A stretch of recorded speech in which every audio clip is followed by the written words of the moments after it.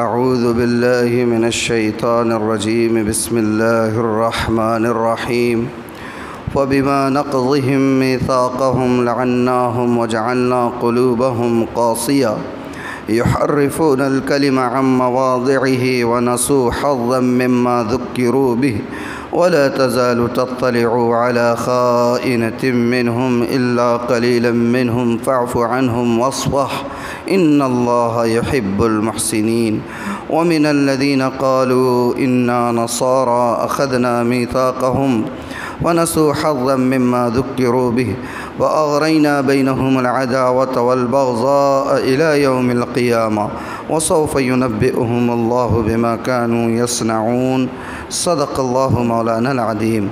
ترجمہ ان دو آیات مبارکہ کا یہ ہے، باری تعالیٰ فرماتے ہیں سو ان کے عہد توڑنے کی وجہ سے ہم نے ان پر لعنت کی، وجعلنا قلوبہم قاسیہ، اور ہم نے ان کے دلوں کو سخت کر دیا۔ یحرفون الکلم عن مواضعہ، وہ پھیرتے ہیں کلام کو اس کے اصل جگہ سے، وَنَسُوا حَظًّا مِّمَّا ذُكِّرُوا بِهِ، اور بھول گئے نفع اٹھانا اس نصیحت سے جو ان کو کی گئی تھی۔ وَلَا تَزَالُ تَطَّلِعُ عَلَى خَائِنَةٍ مِّنْهُمْ، اور تو ہمیشہ مطلع ہوتا رہے گا ان کی کسی نہ کسی دغا بازی سے، إِلَّا قَلِيلًا مِّنْهُمْ، مگر ان میں سے تھوڑے سے لوگ، فَاعْفُ عَنْهُمْ وَاصْفَحْ، تو آپ ان سے درگزر کیجئے اور معاف کیجئے انہیں۔ ان اللہ یحب المحسنین، بے شک اللہ تعالیٰ احسان کرنے والوں کو پسند فرماتا ہے، دوست رکھتا ہے۔ ومن الذین قالوا انا نصارى اخذنا میثاقهم، اور وہ لوگ جو کہتے ہیں کہ ہم تو نصارہ ہیں، ان سے بھی ہم نے عہد لیا تھا۔ فنسوا حظا مما ذکروا به، ہم نے پھر وہ بھول گئے فائدہ اٹھانا اس نصیحت سے جو انہیں کی گئی تھی۔ وَأَغْرَيْنَا بَيْنَهُمُ الْعَدَاوَةَ وَالْبَغْضَاءَ إِلَى يَوْمِ الْقِيَامَةِ، تو پھر ہم نے لگا دی ان میں آپس میں دشمنی اور کینہ قیامت کے دن تک کے لیے۔ وَسَوْفَ يُنَبِّئُهُمُ اللَّهُ بِمَا كَانُوا يَصْنَعُونَ، اور آخر کار عن قریب اللہ تعالیٰ بتا دے گا ان کو جو کچھ وہ دنیا میں کیا کرتے تھے۔ یہ ہو گیا ترجمہ ان آیات مبارکہ کا۔ گزشتہ کل جو ہمارا درس ہوا تھا، آپ کو یاد ہوگا، اس میں ایک بات اللہ تعالیٰ نے فرمائی تھی کہ بنی اسرائیل سے ایک عہد لیا گیا تھا، اور عہد کیا تھا کہ اللہ پر ایمان لاؤ گے، کہ اگر تم نماز قائم کرو گے اور زکوٰۃ دیتے رہو گے اور رسولوں پر ایمان لاؤ گے، ان کی مدد کرتے رہو گے اور اللہ تعالیٰ کو قرض حسنہ دیتے رہو گے، تو اللہ نے فرمایا کہ میں تمہارے سارے گناہوں کو معاف کر دوں گا۔ یہ جو عہد کیا گیا تھا اتنے سارے، تو فرمایا کہ ان کے اس عہد کو توڑنے کی وجہ سے ہم نے ان پر لعنت برسائی اور ان کے دلوں کو سخت کر دیا۔ پتہ یہ چلا کہ احکامات خداوندی کو توڑنے کے پاداش میں انسان پر دو طرح کے عذاب آتے ہیں۔ پہلا تو یہ کہ وہ اللہ کی رحمت سے دور ہو جاتا ہے، اور دوسرے یہ کہ دل سخت ہو جاتا ہے۔ دل کیا ہوتا ہے؟ سخت ہوتا ہے۔ بنی اسرائیل کا یہاں تذکرہ فرما رہے ہیں، فرمایا کہ ان کے عہد توڑنے کی وجہ سے ہم نے ان پر لعنت کی۔ لعنت کا مطلب کیا ہوتا ہے؟ لعنت کا مطلب ہوتا ہے اللہ کی رحمت سے دور ہو جانا۔ لعنت کا مطلب اللہ کی رحمت سے دور ہو جانا۔ انہوں نے جو اللہ تعالیٰ نے ان سے عہد لیے تھے، ان عہدوں کو توڑا، تو اس کی پاداش میں اللہ نے انہیں اپنی رحمت سے دور کر دیا اور ان کے دل سخت ہو گئے۔ آج بھی اگر کوئی بندہ اللہ کے احکامات کو توڑتا رہے گا، دلوں کو تو سخت ہونا ہے۔ حدیث میں ہے نا، بارہا ہم نے سنا ہے، آپ نے بھی بالکل سنا ہوگا کہ اللہ کے رسول صلی اللہ علیہ وآلہ وسلم نے فرمایا کہ اگر جب کوئی بندہ کوئی گناہ کرتا ہے تو اس کے دل کے اوپر ایک سیاہ نقطہ لگ جاتا ہے، چھوٹا سا باریک سا نقطہ لگ جاتا ہے۔ اگر وہ توبہ کر لیتا ہے اور اس گناہ سے باز آ جاتا ہے تو اللہ تعالیٰ اس سیاہ نقطے کو صاف فرما دیتے ہیں، اور اگر وہ ڈٹا رہا، توبہ بھی نہ کی اور اس گناہ پر اصرار کرتا رہا اور دوسرے گناہ کرتا رہا تو سیاہ نقطے بڑھتے چلے جاتے ہیں، یہاں تک کہ پھر کیفیت یہ ہو جاتی ہے کہ دل پورا سیاہ ہو جاتا ہے اور پھر وہ الٹا گھڑا بن جاتا ہے۔ کیا بن جاتا ہے؟ ہاں، الٹے گھڑے میں بات جاتی ہے، پانی جاتا ہے الٹے گھڑے میں، اوپر پانی ڈالو گے چاروں طرف بہہ کر نکل جائے گا، پانی اندر نہیں جائے گا۔ دل جب سیاہ ہو جاتا ہے تو اس کے بعد کتنی ہی مؤثر بات کی جائے وہ بات اثر انداز نہیں ہوتی اور اس کے اوپر اس کا کوئی اثر نہیں ہوتا۔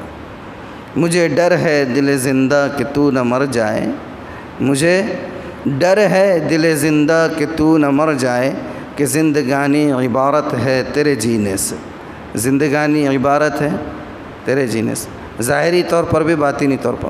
ہارٹ فیل ہو گیا تو جسم بہت صحت مند ہے، بلا کا جو ہے تو فٹنس ہے، لیکن اس کے باوجود ابھی کتنے ایسے کیسز سامنے آئے، پچھلے دنوں بہت سارے سیلیبریٹیز کے واقعات سامنے آئے۔ کتنے سیلیبریٹیز ہیں جو جم میں ایکسرسائز کرتے کرتے پوری زبردست باڈی کے ساتھ دنیا سے رخصت ہو گئے۔ تو زندگی عبارت کس سے ہے؟ دل کے زندہ ہونے سے۔ شاعر کہہ رہا ہے مجھے ڈر ہے دل زندہ تو نہ مر جائے، کہ زندگانی عبارت ہے تیرے جینے سے۔ دل اگر روشن ہے تو دنیا روشن ہے، دل مردہ ہو گیا تو اللہ تعالیٰ فرما رہے ہیں کہ ان لوگوں نے جو عہد کو توڑا، اللہ نے انہیں اپنی رحمت سے دور کر دیا اور ان کے دل سخت ہو گئے۔ پھر وہ کیا کیا کرتے تھے جب دل سخت ہو گئے؟ یحرفون الکلم عن مواضعہ، تو کلام کو اس کی جگہوں سے پھیر دیا کرتے تھے۔ توریت ان کو دی گئی تھی اور عیسائیوں کو انجیل، بائبل۔ تو کرتے یہ تھے کہ سامنے والی پارٹی کو دیکھ کر اور اس کی جیب کو دیکھ کر اور اپنے مفادات کو پیش نظر رکھتے ہوئے توریت کی تعلیمات میں پس و پیش کر دیا کرتے تھے، آگے پیچھے کر دیا کرتے تھے، رد و بدل کر دیا کرتے تھے اور کبھی کبھی تو اس کو چھپا بھی دیا کرتے تھے۔ ایسا ایک واقعہ ہوا تھا اللہ کے رسول صلی اللہ علیہ وسلم کے عہد مبارک میں، خیبر میں۔ اب یہ تو ہر جگہ اور ہر وقت ہوتا رہتا ہے کہ سوسائٹی میں سب ایک ہی اسٹیٹس کے لوگ نہیں ہوتے ہیں، ہے نا؟ سب ایک اسٹیٹس کے لوگ نہیں ہوتے ہیں۔ کچھ لوگ زیادہ اللہ نے ان کو نوازا ہوا ہوتا ہے تو کچھ لوگ محنت کش ہوتے ہیں۔ تو ایسے ہی خیبر میں آبادی تھی یہودیوں کی، جو غریب طبقہ تھا۔ غریب طبقے کی ایک عورت کے ساتھ کسی امیر گھرانے کے یہودی نے غلط کاری کر دی، زنا کر دیا۔ وہ بھی شادی شدہ تھا، یہ بھی شادی شدہ تھی، اور شادی شدہ کی زانی کی سزا کیا ہے؟ ہاں، سنسار کرنا ہے، رجم ہے، سنسار کرنا، اور توریت میں بھی یہی حکم تھا۔ اب یہ معاملہ پیش آ گیا، لیکن چونکہ وہ سامنے والا بہت بڑی پارٹی کا تھا اور یہ بیچاری جو ہے بہت غریب خاندان کی، تو انہوں نے معاملے کو دبا دیا۔ لیکن کبھی کبھار ہو جاتا ہے کہ بات پھیل گئی تو جوش لوگوں کا بڑھ جاتا ہے۔ تو یہ جو غریب طبقہ تھا ان کے اندر یہ بات پھیل گئی اور نوبت احتجاج اور دھرنے کی آ گئی۔ شہر میں ہنگامہ ہو گیا، لوگ جو ہے اپنے مذہبی رہنماؤں کے پاس بھی اور سیاسی رہنماؤں کے پاس بھی جا کر ہنگامہ کرنے لگے کہ یہ اب چلنے والا نہیں ہے، یہ ہم پر ظلم ہم سہیں گے نہیں، یہ کب تک ہوگا؟ جیسے آج ہمارے دور میں کب تک چلے گا کہ ہمارا ہاتھ لگ گیا دلت ہے تو تم پانی نہیں پیو گے اور اٹھا کر پیشاب پی لو گے؟ یہ نہیں چلنے والا ہے۔ یہ ایسے ہی ہو رہا ہے نا، دلت کا ہاتھ لگا تو پانی نہیں پئیں گے اور راستہ چلتے ہوئے جانوروں کا پیشاب پی لیں گے۔ کیا تماشا ہے! اللہ حفاظت فرمائے، ہے یا نہیں؟ تو کہا کہ یہ نہیں چلنے والا ہے، ہنگامہ ہوا تو اب مجبوراً ان کو جھکنا پڑا۔ کہا کہ بھئی چلو ایک کام کرتے ہیں۔ یہودیوں کے علماء اور سیاسی لیڈران جمع ہوئے اور انہوں نے کہا کہ یہ تو ہم بھی مانتے ہیں کہ یہ جو نبی ہے سچے ہیں، مگر چونکہ اب وہ بنی اسماعیل میں چلے گئے بول کے اپن قبول نہیں کرے، سچے تو ہے نا، اور یہ بھی دیکھ رہے ہم کہ ان کی جو شریعت ہے بہت نرم ہے، ان کی شریعت، تو ایک کام کرتے اس کا فیصلہ ان سے کروا لیتے ہیں۔ کن سے؟ نبی آخر الزماں محمد الرسول اللہ صلی اللہ علیہ وسلم سے، ان سے فیصلہ کروا لیں گے۔ طے ہو گیا یہودیوں کا بہت بڑا عالم تھا ابن سوریہ۔ ابن سوریہ نے جانے سے پہلے وہ ڈیلیگیشن کو، وفد کو بلایا اور کہا کہ دیکھو جا تو رہے معاملہ لے کر، مگر پہلے ایک میری بات سن لو۔ وہ نبی ہے، اگر انہوں نے سنسار کا حکم دے دیا تو عمل نہیں کرنا، لے کے واپس آ جانا، اور اگر کوئی نرم حکم دیا تو وہیں پر پورا کر لینا۔ یہ بات ہو گئی۔ اب سب آگے، یہ یہودی عالم بھی آ گیا ساتھ میں۔ اللہ کے رسول صلی اللہ علیہ وآلہ وسلم کے سامنے یہ معاملہ پیش ہوا تو آپ نے اس ابن سوریہ سے جو یہودی عالم تھا کہا کہ بھئی تمہاری شریعت میں کیا حکم ہے؟ توریت میں ہے یا نہیں ہے اس بارے میں کوئی حکم؟ توریت میں جہاں پر اس کا حکم ہے وہ پڑھو حصہ۔ تو اس نے پڑھنا شروع کیا۔ اب جو بھی ہے پڑھ رہا ہے، درمیان کا حصہ چھوڑ دیا، پھر آگے پڑھنا شروع کر دیا۔ حضرت عبداللہ ابن سلام پہلے یہودیوں کے بڑے عالم تھے، وہ ایمان قبول کر چکے تھے، وہ اس مجلس میں موجود تھے، اور کتنے بڑے عالم تھے کہ یہودیوں کے اتنے بڑے عالم تھے کہ لوگ ان کی زیارت کے لیے دنیا بھر کے یہودی ان کے پاس آیا کرتے تھے، اتنے بڑے عالم تھے وہ بھی یہاں پر تشریف فرما تھے۔ جب اس نے پڑھنا شروع کیا، جیسے فار ایگزامپل مثال کے طور پر الحمدللہ رب العالمین الرحمن الرحیم، اس کے بعد مالک یوم الدین ایاک نعبد و ایاک نستعین سب چھوڑ دیا، اہدنا الصراط المستقیم، ایسا پڑھنا شروع کیا۔ تو حضرت عبداللہ ابن سلام نے کہا اللہ کے دشمن سیدھے سے پڑھو، اور کہا اللہ کے رسول یہ سب چھوڑ رہا ہے، یہ سب چھوڑ رہا ہے۔ پھر ہاتھ میں توریت لی اور حضرت عبداللہ ابن سلام نے پڑھ کر سنایا کہ زانی اگر شادی شدہ ہے تو ان کو سنسار کیا جائے۔ آپ نے وہ سزا دی تو فرما یحرفون الکلم عن مواضعہ، کہ وہ کلام کو اس کی اصل جگہ سے الٹ پلٹ کر دیا کرتے تھے۔ وَنَسُوا حَظًّا مِّمَّا ذُكِّرُوا بِهِ، اور بھول گئے نفع اٹھانا اس نصیحت سے جو ان کو کی گئی تھی۔ ولا کیا نصیحتیں کی گئی تھیں؟ بہت ساری نصیحتیں، جتنے انبیاء آتے رہے انہیں نصیحت کرتے رہے کہ بھئی اللہ کے کلام کو مانو، کتاب جو دی گئی ہے اس کو قبول کرو، جو احکامات دیے گئے ان پر عمل کرو۔ نبی آخر الزماں آنے والے ہیں، ان کی تمام نشانیاں ان کو بتلا دی گئی تھی کہ اس آنے کے بعد تو بس قبول کرنا تھا۔ قبول کیا کرنا تھا، بلکہ ان کا معمول تو یہ تھا، ان کو اندازہ نہیں تھا کہ بنی اسماعیل میں سے آئیں گے، وہ یہ سمجھ رہے تھے بنی اسرائیلی میں سے آئیں گے۔ باقی پوری علامتیں واضح ہوگی تو اللہ سے دعا کرتے تھے آنے والے آخری نبی کے وسیلے سے کہ اللہ یہ مشکل آ گئی ہے، وہ جو نبی آنے والے ہیں ان کی برکت سے یہ کام پورا کر دو۔ اور جب آپ آگے ساری نشانیاں پہچان لیے، آپ کو بھی پہچان لیے، مگر محض اس وجہ سے کہ بنی اسرائیل سے ہٹ کر بنی اسرائیل میں آپ مبعوث کیے گئے، اس خاندانی تعصب نے انہیں حق قبول کرنے سے روکے رکھا، حق کو قبول کرنے سے۔ فرمایا وَلَا تَزَالُ تَطَّلِعُ عَلَى خَائِنَةٍ مِّنْهُمْ إِلَّا قَلِيلًا مِّنْهُمْ فَاعْفُ عَنْهُمْ وَاصْفَحْ۔ اللہ تعالیٰ فرما رہے کہ پیغمبر آپ ہمیشہ مطلع ہوتے رہیں گے ان کی کسی نہ کسی دغا بازی پر، یعنی کتے کی دم تیڑی کی تیڑی رہنے والی، 10 سال بھی اس کو پھکنی میں ڈال کے رکھیں گے تو سیدھی ہوگی کیا؟ نہیں ہوگی، جیسی کی ویسی ہی نکلے گی۔ تو کہا فرما رہے ہیں کہ تم برابر ان کی کسی نہ کسی خیانت پر مطلع ہوتے رہو گے، الا قلیلا منہم، ہاں ان میں سے تھوڑے لوگ ایسے بھی ہیں جو اچھے ہیں، ایسا نہیں ہے کہ سب خراب ہیں، کچھ لوگ اچھے بھی ہیں، آج بھی کچھ لوگ اچھے ہوتے ہیں، ایسا نہیں ہے کہ نہیں ہوتے ہیں، جو صحیح دل و دماغ رکھتے ہیں، سوچتے ہیں، سمجھتے ہیں، انسانیت ان کے دلوں میں زندہ ہوتی ہے۔ تو فرمایا فاعف عنہم واصفح۔ دیکھیے سبحان اللہ، کیا دین اسلام ہے، کیا مذہب ہے، اللہ و اکبر کبیرہ۔ فرما رہے ہیں ایک طرف تو آپ برابر ان کی دغا بازیوں سے مطلع ہوتے رہیں گے، خیانت سے مطلع ہوتے رہیں گے۔ قرآن میں دوسری جگہ پر فرمایا کہ یہود و نصارہ آپ سے اس وقت تک راضی نہیں ہو سکتے جب تک آپ کو اپنے دین سے نہ پھیر دیں، لیکن ساتھ ہی یہ بھی فرما رہے ہیں فاعف عنہم واصفح، نظر انداز بھی کیا کریں اور درگزر کا معاملہ کیا کریں۔ ساری خباثتیں بتا دی اور اس کے بعد فرما رہے ہیں کہ نظر انداز کرو اور درگزر سے کام لو۔ ان کی جو ساری خباثتیں ہیں وہ اپنی جگہ پر، لیکن آپ اگر رواداری کا معاملہ کریں گے تو ہو سکتا ہے کہ آپ کے اخلاق اور آپ کی رواداری ان کی ہٹ درمی سے نیچے اترنے پر انہیں مجبور کر۔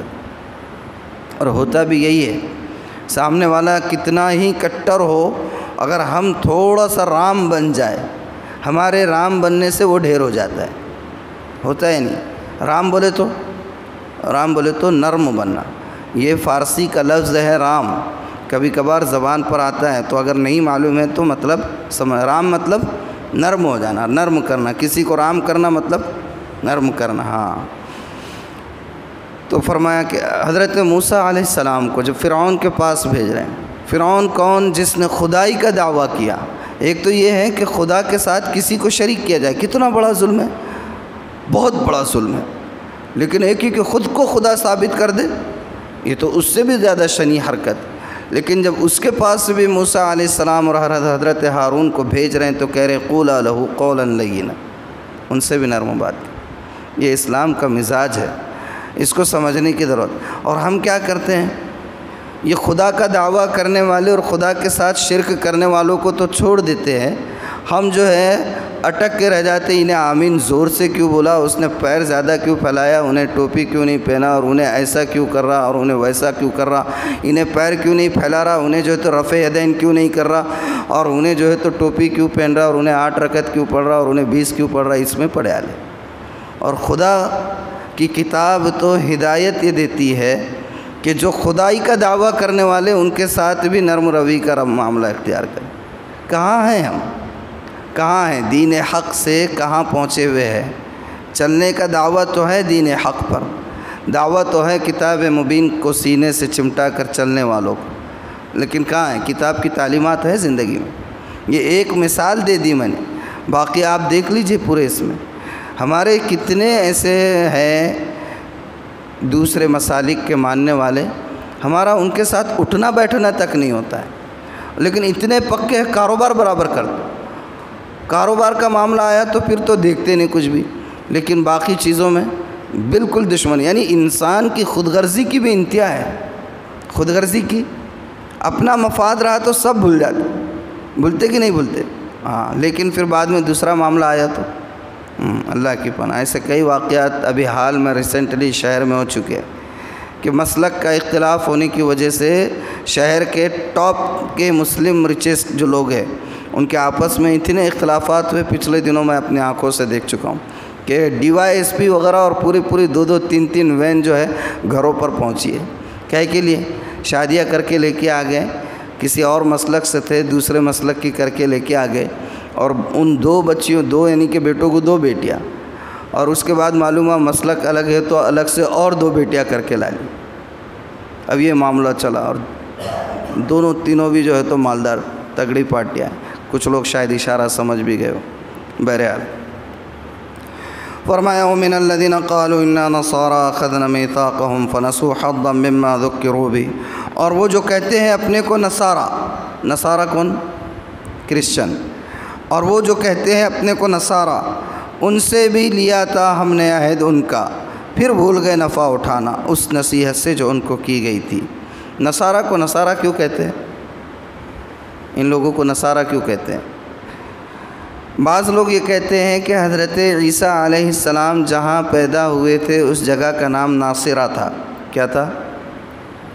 ناصرہ، تو اس لیے ان کو، ان کے ماننے والوں کو نصارہ کہتے ہیں۔ بعض لوگ کہتے ہیں کہ نہیں، قرآن میں آیت ہے کہ من انصاری الی اللہ، حضرت عیسیٰ علیہ السلام نے اپنے ساتھیوں سے پوچھا تھا کہ کون میرا مددگار ہوگا، تو ان لوگوں نے کہا تھا، ان کے ساتھیوں نے، کہ ہم آپ کے مددگار ہوں گے، انصار ہوں گے، اور اسی سے ان کا نام نصارہ پڑ گیا۔ بہرحال جو بھی ہے، اتنا تو ہمیں سمجھ میں آ جاتا ہے کہ نصارہ وہ جو حضرت عیسیٰ کے ماننے والے۔